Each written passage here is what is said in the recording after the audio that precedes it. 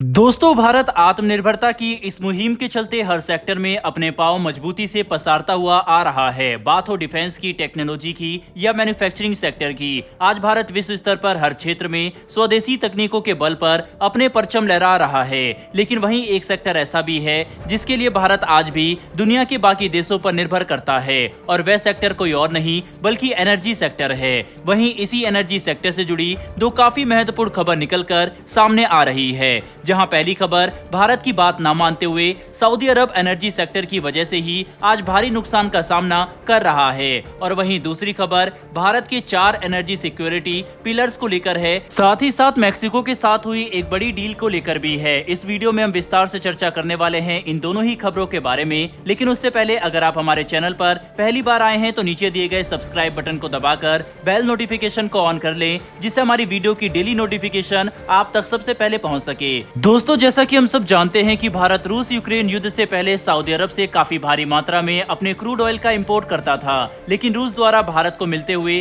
भारी discounted offers के चलते भारत ने क्रूड ऑयल के लिए अपना रुख रशिया की ओर कर लिया, जिसके चलते इनिशियली तो सऊदी अरब को इतना घाटा देखने को नहीं मिला, क्योंकि इस युद्ध की वजह से वेस्टर्न कंट्रीज के साथ साथ और भी कई बड़े देशों ने तेल की खरीद के लिए रूस की जगह अब सऊदी अरब और ओपेक कंट्रीज पर शिफ्ट कर लिया था। ओपेक बेसिकली एक पेट्रोलियम एक्सपोर्टिंग कंट्रीज का ऑर्गेनाइजेशन है, जिसमें सऊदी अरब का काफी ज्यादा बोलबाला है, और रूस यूक्रेन युद्ध के बाद हुए शिफ्ट के चलते सऊदी अरब ने काफी सारे नए मॉडल्स बनाए थे, जिस पर ओपेक के बाकी देश भी सहमत हो गए थे, जिसको हम उनके देश में होने वाले डाउनफॉल की शुरुआत भी कह सकते हैं। बात करें सऊदी अरब द्वारा दिए गए नए मॉडल्स की, तो सऊदी अरब का कहना था अपने प्रोडक्शन को कम करके क्रूड ऑयल को भारी दामों पर बेचा जाए, क्योंकि रूस पर लगे सैंक्शन के बाद पूरी दुनिया में क्रूड ऑयल की डिमांड एकदम से बढ़ गई, और ओपेक देशों ने इस मॉडल पर एग्री करके अपनी प्रोडक्शन कम कर दी, जिस वजह से मार्केट में डिमांड बढ़ गई और सप्लाई कम होने लगी, और इसी डिमांड सप्लाई के खेल में तेल के दामों को दोगुना तिगुना करके बेचा जाने लगा।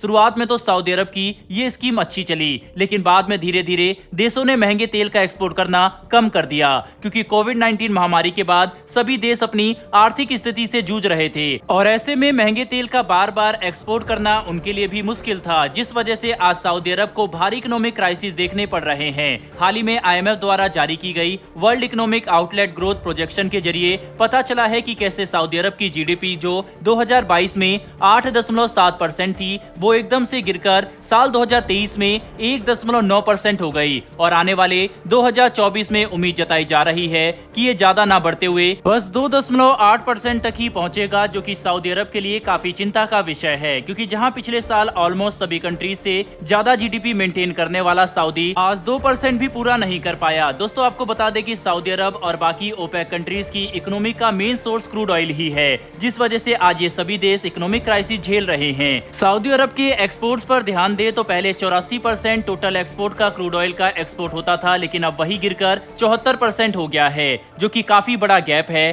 और केवल क्रूड ऑयल ही नहीं बल्कि हाल फिलहाल में सऊदी को नॉन ऑयल एक्सपोर्ट में भी भारी नुकसान देखने को मिल रहा है। सऊदी की यह हालत भारत की बात न मानने की वजह से हुई, क्योंकि भारत ही था जो सऊदी अरब को बार बार इस मॉडल को कैंसिल करने की सलाह दे रहा था, लेकिन सऊदी अरब ने तब भारत का मजाक उड़ाकर भारत की बात पर जरा भी ध्यान नहीं दिया, जिसका नतीजा आज सऊदी अरब को भली भांति भुगतना पड़ रहा है। बहरहाल दोस्तों, बढ़ते हमारी दूसरी खबर की तरफ। जैसा कि हम सब जानते हैं कि रूस भारत को काफी डिस्काउंटेड प्राइस ऑफर कर रहा था तेल पर, जिसके चलते भारत ने अपनी क्रूड ऑयल के इम्पोर्ट को बाकी देशों से घटाकर अपना सारा कंसंट्रेशन रूस पर बना लिया था। लेकिन अब रूस भारत को एक्सपोर्ट करने वाला तेल वापस से महंगा दामों पर बेच रहा है, जिस वजह से अब भारत अपने तेल के लिए दूसरे देशों पर शिफ्ट कर रहा है, और इस बार भारत किसी एक देश पर नहीं बल्कि अपने साथ अल्टरनेटिव लेकर चल रहा है। जहां एक तरफ पहला नाम इराक का सामने आ रहा है कि भारत अब रूस से महंगा तेल ना खरीदते हुए इराक की तरफ अपने कदम बढ़ा रहा है, क्योंकि इराक भारत को इस टाइम काफी अच्छे ऑफर दे रहा है। साथ ही साथ भारत और इराक के रिलेशन भी दिनों दिन काफी बेहतर होते जा रहे हैं। तो वहीं पर दूसरा नाम मैक्सिको का निकलकर सामने आ रहा है। बता दें कि आपको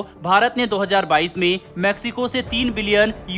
का क्रूड ऑयल परचेज किया था। वहीं मैक्सिको के एम्बेसडर ने रिसेंटली एक इंटरव्यू में भारत और मैक्सिको के बढ़ते संबंध को लेकर कई बातें बताई, जिसमें उन्होंने ये भी कहा कि हम भारत के लिए एक रिलायबल एनर्जी सप्लायर बनना चाहते हैं और इंडिया से एक लॉन्ग टर्म पार्टनरशिप करना चाहते हैं। दोस्तों, आपको बता दें कि भारत अब एक या दो देश पर निर्भर नहीं रहना चाहता। मैक्सिको के साथ ये डील भारत के उन 4 एनर्जी सिक्योरिटी पिलर्स में से एक का हिस्सा है, जो भारत सरकार अपने एनर्जी सेक्टर को सिक्योर करने के लिए इम्प्लीमेंट करना चाहती है। बात करें उन 4 पिलर्स की तो उसमें पहला नाम डाइवर्सिफिकेशन ऑफ सप्लाईज, दूसरा नाम इंक्रीजिंग एक्सप्लोरेशन एंड प्रोडक्शन, वहीं तीसरा पिलर अल्टरनेटिव एनर्जी सोर्स और चौथा पिलर गैस बेस्ड इकोनॉमी है, जिसमें ग्रीन हाइड्रोजन पर ज्यादा फोकस किया जाने वाला है। वहीं अभी से ही भारत इन सभी सेक्टर में ज्यादा से ज्यादा इन्वेस्ट करके भारत को एक ऊंचाई दे रही है। दोस्तों कुल मिलाकर देखा जाए तो भारत अब वह पहले वाला भारत नहीं रहा। दोस्तों कुल मिलाकर देखें तो भारत ने अब एनर्जी सेक्टर को लेकर एक पक्का इलाज कर लिया है, जिससे हमें किसी एक देश पर निर्भर न रहना पड़े।